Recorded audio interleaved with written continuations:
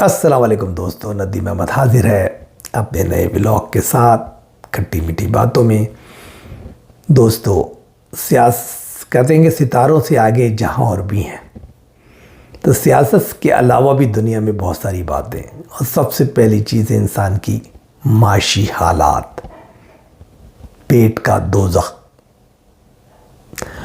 तो कनाडा के बारे में आज बात करेंगे। कनाडा की इमिग्रेशन पॉलिसी में बहुत बड़ी तब्दीली आई है और आने वाली है कुछ आगे दिनों में मज़ीद तब्दीलियाँ, और जिसकी इन 15 दिनों में जो तब्दीलियाँ आई हैं बड़ी ही ज़बरदस्त हैं, और जिनकी वजह से प्रोटेस्ट भी शुरू हो गया है, जुलूस भी निकल रहे हैं।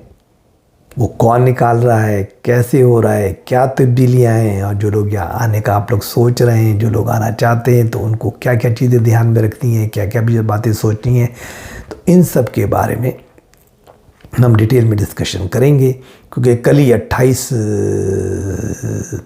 अगस्त को यानी परसों एक और बड़ी ज़बरदस्त तब्दीली आई है इमिग्रेशन पॉलिसी में, जिसको आपको ज़रूर उसके बारे में जानकारी और मालूमात होनी चाहिए। डिटेल में जाने से पहले मैं आप लोगों से गुजारिश करूंगा कि मेरे इस चैनल को सब्सक्राइब कीजिए, और जो बेल का बटन आता है उसको क्लिक कीजिए। उसके बाद जो दूसरे ऑप्शन आते हैं उसमें ऑल वीडियोस को सिलेक्ट कीजिए।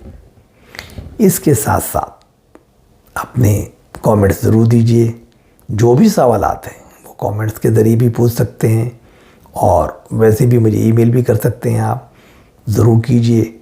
और अगर मेरी बातें पसंद आती हैं तो लाइक ज़रूर कीजिए।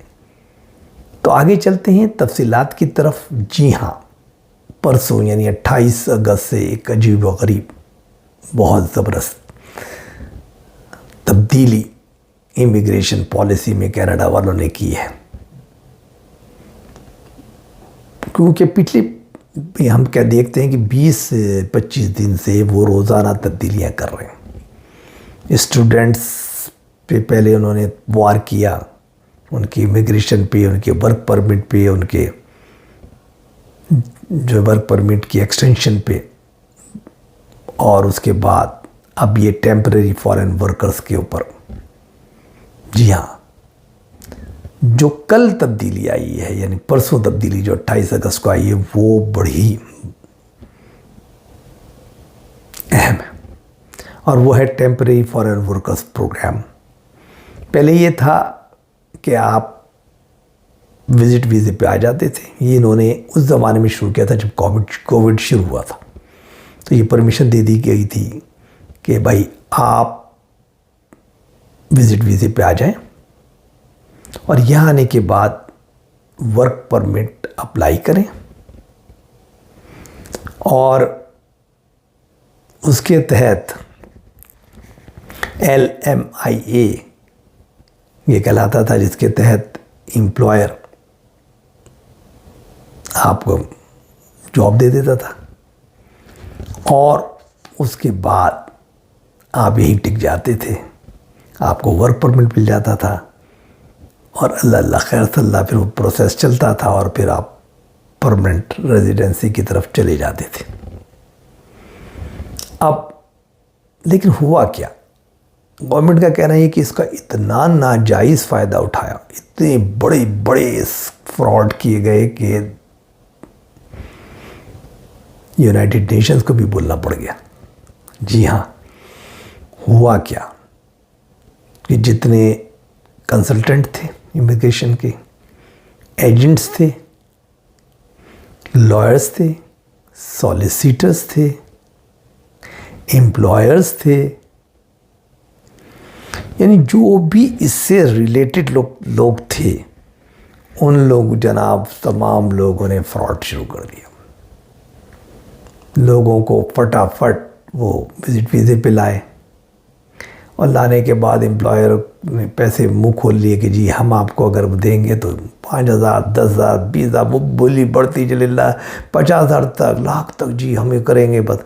और लोग बेचारे, हर दुनिया के हर मुल्क में परेशानियां थी, जॉबें कम हो रही थी, जो कोविड-19 की वजह से प्रॉब्लम्स आ गई थी, पूरा जो कारखाने बंद हो गए थे, एक तरक्की का पहिया रुक गया था, बेरोज़गारी बढ़ रही थी ख़ासतौर से थर्ड वर्ल्ड में, तो लोगों को, तो एजेंटों ने वो काम दिखाया और लॉयर वगैरह भी मिल गए और ये मिल गए, धड़ उन्होंने जनाब खेल शुरू कर दिया। तो अब उसमें फ्रॉड हुए, तो उस पर फिर बहुत से लोग जिनके साथ एम्प्लॉयर ने झूठ बोला था, उनको वेजेस कम दी थी या रखा, या बाद में 1-2 महीने बाद निकाल दिया, ये किया, तो वो लोग फिर चिल्लाने लगे कि साहब हमारे साथ धोखा हुआ, ये हुआ, तो बड़ी बड़ी हौलनाक कहानियाँ आने लगी।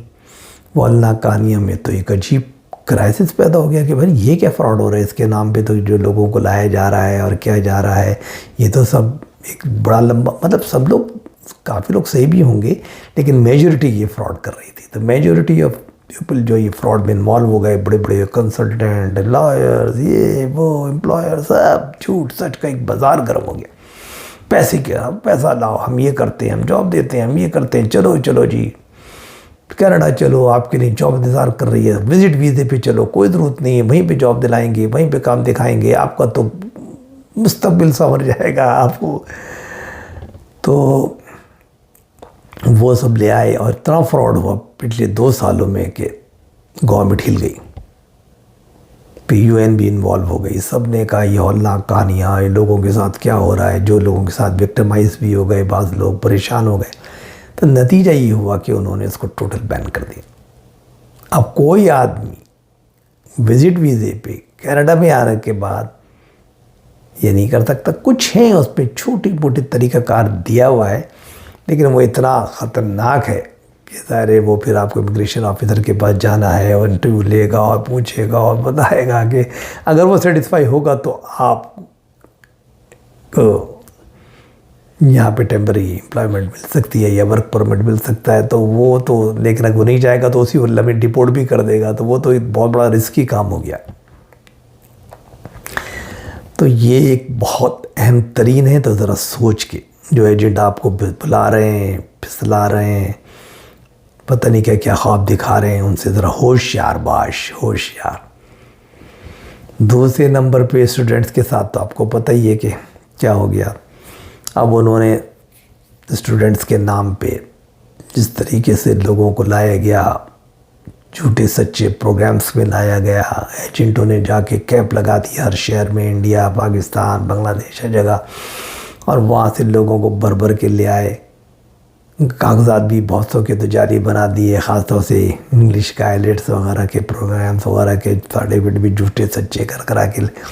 फिर यहाँ पे बहुत सारे कॉलेजेस भी खुल गए, यूनिवर्सिटी भी खुल गए, 2-2 4-4 कमरों में उनको ला के।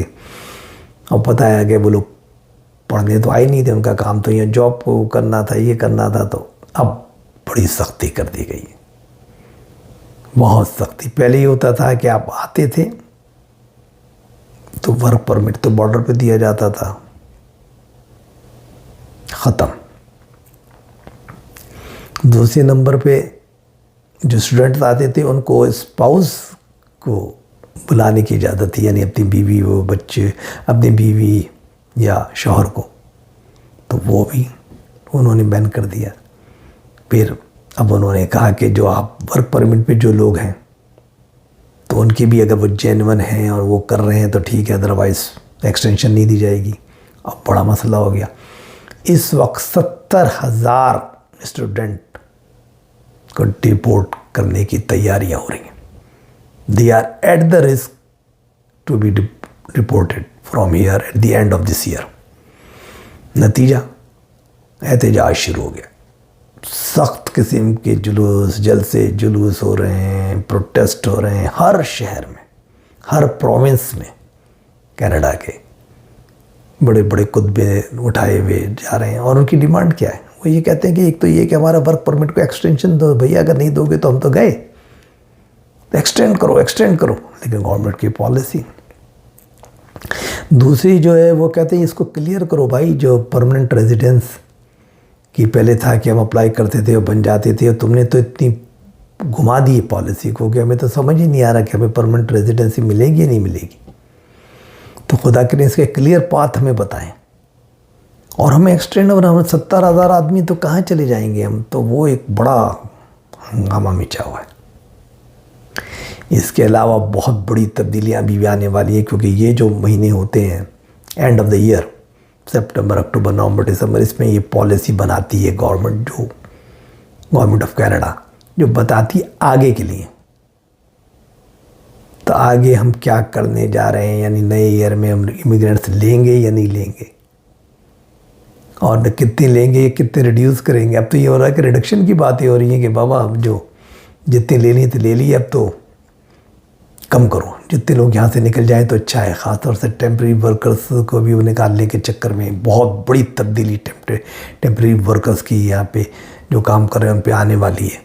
एक नई पॉलिसी आने वाली है, उसके खदोखाल क्या होंगे उसके बारे में डिस्कस करेंगे। फिर स्टूडेंट्स पे क्या इम्पेक्ट हुए, मैंने तो सरसरी बताया, वो पूरे हम आपको डिटेल में बताएंगे।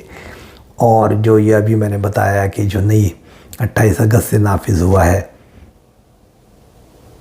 टेम्परेरी फॉरेन वर्कर प्रोग्राम को जो बैन किया गया, उसके असरात क्या होंगे, तो इसके बारे में बात करेंगे। कल का प्रोग्राम हमारा ज़रूर देखिएगा। अब मुझे इजाज़त दें और अपने सवालात भेजना ना भूलें और मेरे चैनल को सब्सक्राइब करें। अल्लाह हाफिज़।